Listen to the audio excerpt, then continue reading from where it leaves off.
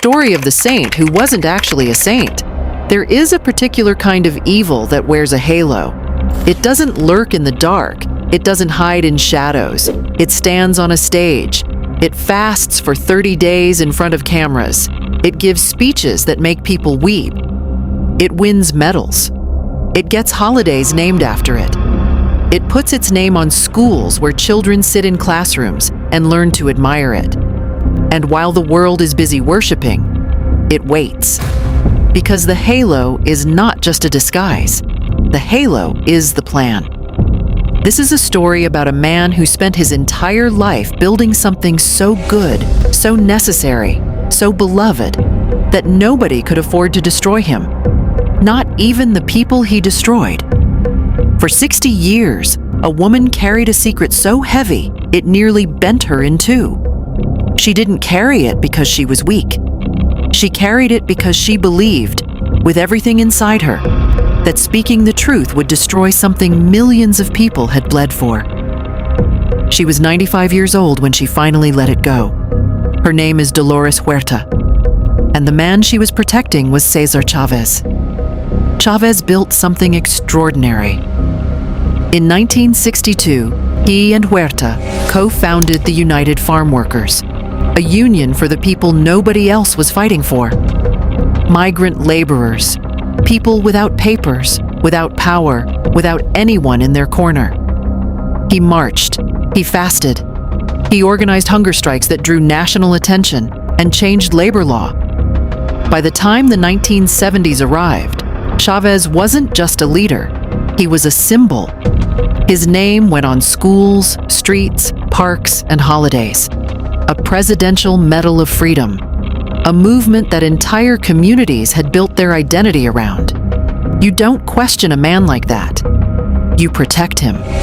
And that protection, quiet, invisible, built entirely from love, turned out to be exactly what he needed. But here's the thing nobody talks about. Somebody always knows. They just decide the cause matters more than the truth. In 2021, a reporter at the New York Times received a tip. Just a tip. But it was enough to begin pulling.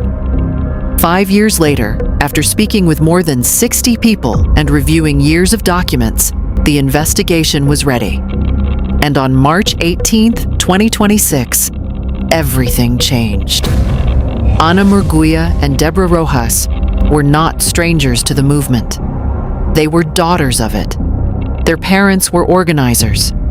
They had grown up around Chavez, trusted him, admired him, looked up to him the way a child looks up to the most important person in the room. Both women say the behavior started early, long before anything serious. Small things at first. Attention. Access. Boundary crossing that could always be explained away. What investigators came to recognize as grooming. By the time Anna was around 12 years old and Deborah 13, the abuse had escalated. It continued for years. One of the women described being on the road in 1975 during a labor march. She was 15. Chavez was 47. For decades, neither woman said a word. Not to family, not to friends. When asked why, both gave the same answer. The same answer that, once you hear it, is impossible to forget. They didn't want to destroy the movement, but something wasn't right about a world where a child carried that weight so that a cause could survive. When Times reporters came to them, both women spoke. And as they did, a pattern came into focus that nobody had been willing to say out loud. At least a dozen other women told the paper they had been harassed by Chavez over the years. People within the movement had witnessed troubling behavior for decades. Some had confronted him directly, as far back as the 1980s. One survivor had even posted about it in a private Facebook group for longtime organizers, writing, "This man you march for every year, he hurt me." She deleted it days later. Nobody came forward. Nobody pulled the thread. And then the reporters found the name no one saw coming. Dolores Huerta, the 95-year-old co-founder of the movement itself, the woman who had stood beside Chavez for decades as his equal, his partner, his fellow icon. She released a statement on the same day the investigation went live. She said that in the 1960s, Chavez had pressured her into a sexual encounter, that she hadn't felt she could say no because he was her boss, the leader of the movement she had already devoted years of her life to. And then, on a second occasion, in 1966, she was forced. Both encounters, she said, resulted in pregnancies. Pregnancies she kept secret.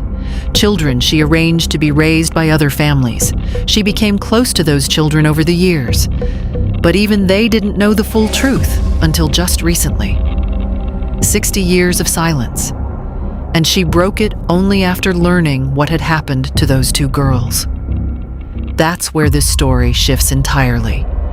Because the people who stayed silent, Huerta, the survivors, the witnesses, they weren't protecting Chavez. They were protecting the farm workers. They absorbed the harm themselves so that the people at the bottom of the labor chain wouldn't lose the only champion they had ever known. Chavez had made himself inseparable from the movement. His name and the cause were the same thing.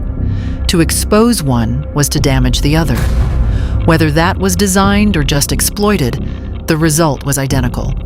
A wall of silence built not from fear, but from love. That is not an accident. That is architecture. The fallout has been among the fastest in American public memory. Statues covered, schools renamed, cities canceling Cesar Chavez Day. California removed him from its Hall of Fame, the first removal in the institution's history.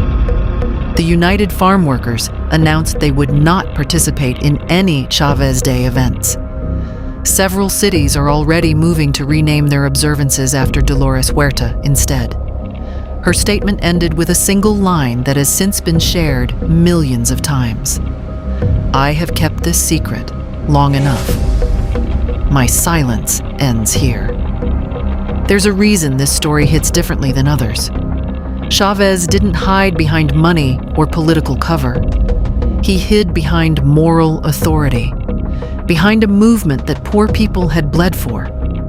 He made himself so necessary to something so good that exposing him felt like an act of betrayal, not against him, but against everyone he'd helped. Sainthood, it turns out, is the perfect camouflage. Every story has a red thread. In this one, it's this: abusers don't always use fear. Sometimes they use your love, your cause, your belief in something bigger than yourself. These threads don't disappear when the story ends. They keep running through every name on every building we never thought to question. There are more of them, and this channel follows them, wherever they go. If you want to be there when the next one unravels, you know what to do.